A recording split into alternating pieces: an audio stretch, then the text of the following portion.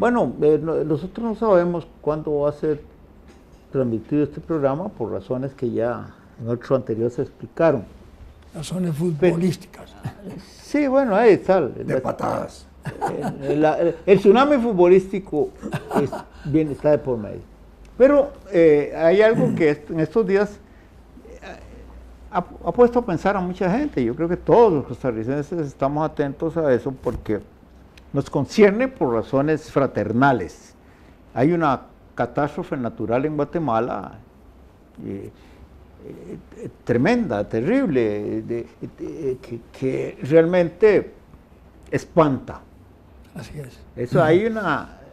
claro, uno podría decir, es probable que cosas semejantes hayan ocurrido en el pasado, pero como ocurre con las catástrofes naturales en estos tiempos, ahora el planeta está muy poblado y entonces, obviamente, cualquier cosa no, pues una cosa de esa magnitud provoca daños materiales, por supuesto, pero mucho dolor humano. Y bueno, los hermanos guatemaltecos están sumidos en una situación realmente penosa, lamentable, que exige solidaridad. Eso yo lo conversaba agregando que también me produce alguna preocupación adicional por el hecho de que ese fenómeno volcánico es simultáneo con otro en Hawái. Ese es cerca, en el Pacífico, prácticamente sí. Ambos, ¿verdad? Por la cercanía. Entonces, hay que pensar en esas cosas, ¿verdad? A mí me da mucha pena ver lo que está... Y hay un problema, que lo debíamos analizar, por lo menos los vulcanólogos y toda esa gente, y es que hay, bueno, como es subterráneo, ese es el magma, hay comunicación entre los sistemas volcánicos, sobre todo en Centroamérica, que estamos tan cerca. Y a mí me preocupa que esa manifestación se pueda repetir. Costa Rica es un territorio muy pequeño y tiene 7 volcanes, ¿verdad? Sí. 7 activos. No, tiene como 800. Sí, sí. Bueno, más peor, como tenemos, tenemos nada más unos de cuantos activos. Y sin contar los inactivos que están en la cordillera submarina. Sí, no. Por eso, pero el punto es que hay que estar muy alerta. Todo el Pacífico lo llaman el cordón de fuego. El cordón de fuego. Una cosa que le da vuelta a todo. Pero, lo sorprendente de eso es, digamos, esa forma de expresarse en la naturaleza, ¿verdad? Tan violenta, con erupciones de esta naturaleza como en Guatemala, o con la expulsión de lava en Hawái. Cuando uno ve los videos que son diarios de cómo sigue saliendo la lava y cómo se va corriendo y corriendo sobre las carreteras, y va pasándole encima a las carreteras y a las casas y a los carros y todo. Es una cosa impresionante. Es como un río, ¿verdad? De piedra. Uno dice, ¿de dónde sale esta cosa? Sale y va llenando y ocupando espacios. Y estas nubes de ceniza volcánica en Guatemala son terribles, porque los que podemos acordarnos del Irazú en los 60s, sufríamos la llegada de la ceniza aquí a San José y andaba uno con máscaras y con todo, pero es que esto es terrible, esto es... Sí, no, es mucho peor, Hay escenas de expulsión de este volcán guatemalteco que se asemejan un poco a aquellas escenas dramáticas de la caída de los edificios del 11 de septiembre en Estados Unidos sobre el polvo que derramó sobre las calles de Nueva York. Hay cosas que uno dice, pero eso es una cosa similar. Pero también en Guatemala habían volcanes activos de esa naturaleza. Hay un volcán turístico que está activo, que saca lava constantemente. Yo estuve ahí, lo visité hace muchos años, hace unos 8 años o 9 años, con un hijo mío. Y llega uno al límite en que uno puede pararse, así literalmente, a un metro de donde está saliendo la lava, ¿verdad? porque es como decir Un río. no, es como un río, Sí. ¿verdad?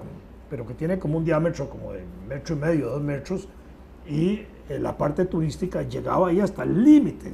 Yo le tomé una foto al hijo mío, donde él está de cuclillas contra la lava, y yo después dije, qué horror, ¿cómo hice yo esta foto? Porque el hijo mío, si perdía el equilibrio, se iba de espalda, bro. ¿Verdad? Ese poco pasó, No, una cosa Los terrible. de una señora, una visitante china a uno de estos volcanes muy activos, creo que Se mismo en fue. Hawái, se acercó y de pronto resbaló. Sí. Y lo único que se vio fue donde ella cayó en la lava y una especie como de... ¿De chispas? Chispas, sí, eso, y desapareció. claro. Acordate, Así es. aquí tenemos un Bueno, caso, pero para terminar la idea del volcán ese de Guatemala, para llegar a ese sitio, uno iba caminando sobre rocas, ¿verdad? Tal vez de unos 20 centímetros de grosor, y de abajo uno veía ir corriendo la lava. Ah, no. Y yo decía, pero qué idiotez las que yo hice, pero eso lo hacíamos decenas de turistas. Ah. Digo, ¿y cómo las autoridades de Guatemala permitían eso? Sí, sí, sí. Pero Porque aquí fíjate- no, aquí hay una situación de esas y aquí inmediatamente se toman medidas de que nadie Fíjate. entra a las zonas de peligro. Sí, sin embargo, cuando lo del Irazú, que a veces no era solo ceniza, tiraba piedras y Sí, tal. claro.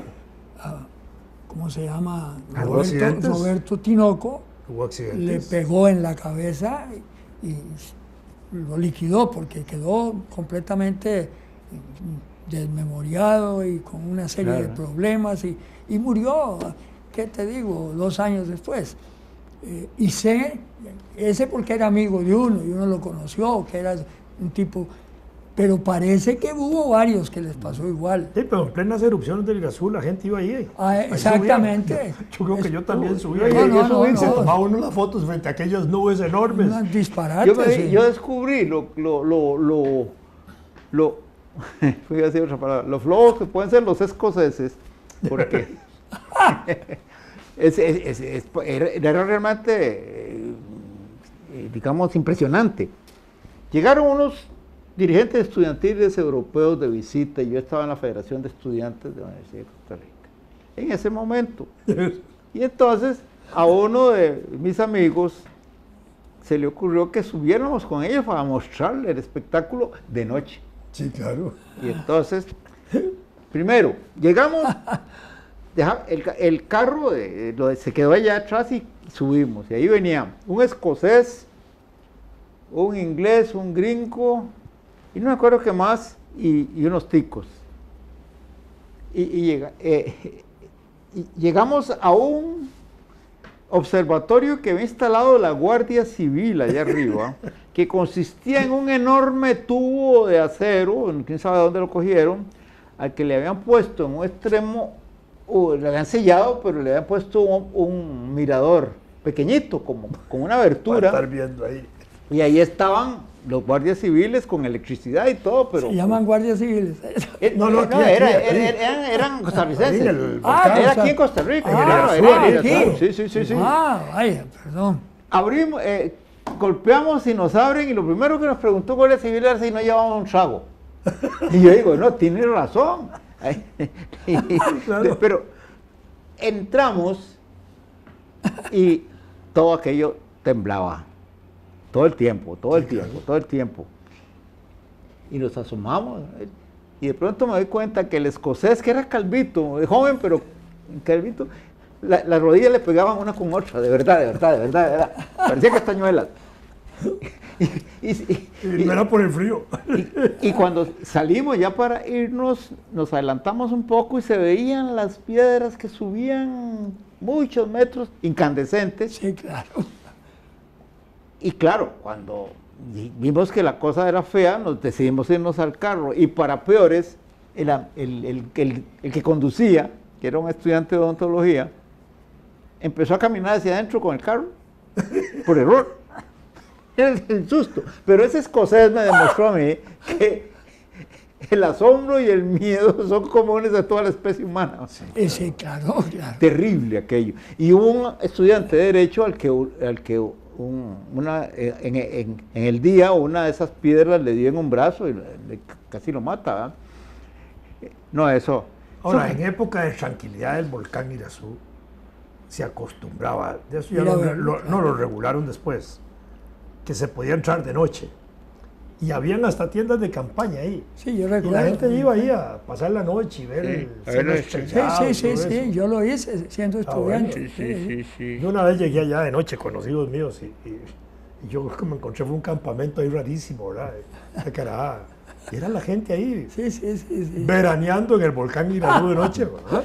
Claro, con ese, Nocturnando. Nocturnando sería el término adecuado, más adecuado. eso lo que uno tiene uno que pensar es que deberíamos elaborar una memoria histórica más adecuada a la situación en que vivimos, porque claro, como pasan cientos de años sin que ocurran catástrofes, se olvida eso de que decir de que la gente caminaba sobre la lava, Sí, en claro. el puente ese que forma la misma roca. No, Y yo digo, Pero bueno, vos veías la lava ahí donde se iba moviendo y vos caminando encima. es que seguro Qué hace locura, años de años que no sé, que el último que se había caído ahí se había caído. Sí, Entonces, claro. yo estaba Y viendo. no provocó noticia. Además. Acaba de circular una interpretación que como todas las que se hacen, aunque sean serias, pues sobre esos hechos. Hablan del año 536 de nuestra era, que hubo unos 4 años de oscuridad muy grande en el hemisferio norte, pero sobre todo el testimonio más grande se tiene de Europa, por supuesto. Ajá. Se oscureció el cielo al punto de que hay muchos cronistas de diversas partes que anotaron que el sol no se veía como si fuera la luna de día. Y coinciden con esos años unas epidemias, unas hambrunas, una hambruna que calculan que mató a 1/3 de la población del mundo, digamos, conocido, ¿verdad? Así como la peste bubónica. Bueno, una de esas epidemias.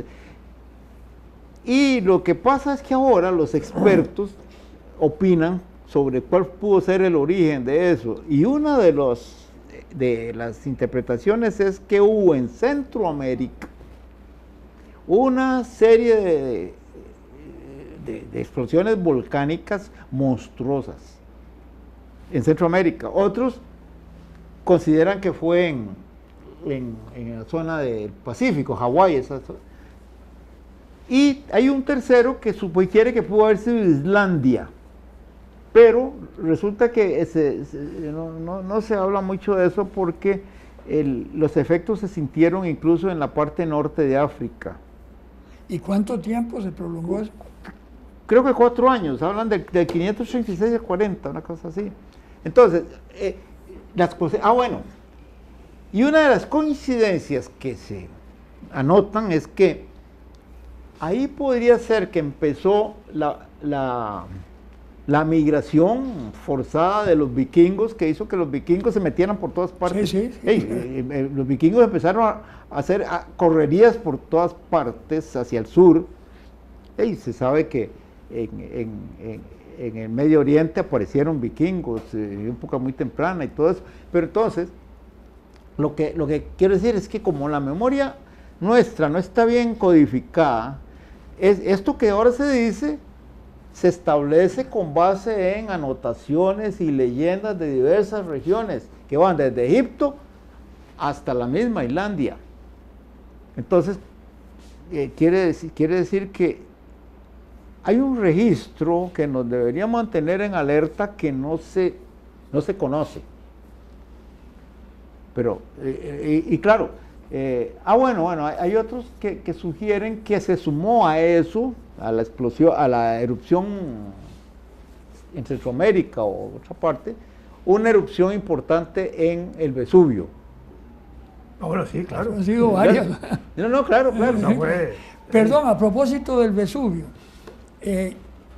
se asegura en este momento que esa erupción del volcán de fuego sobre esa zona es más o menos lo mismo que pasó Sí, en Pompeya. en Pompeya. Sí, sí, claro. Por la caída de esa ceniza hirviendo que aplastó todo. Claro, mucho más pequeño Pompeya en ese momento, que la zona esa que asoló. No, pero además en Pompeya y la erupción esa del Vesubio fue de tal magnitud y tal naturaleza y tal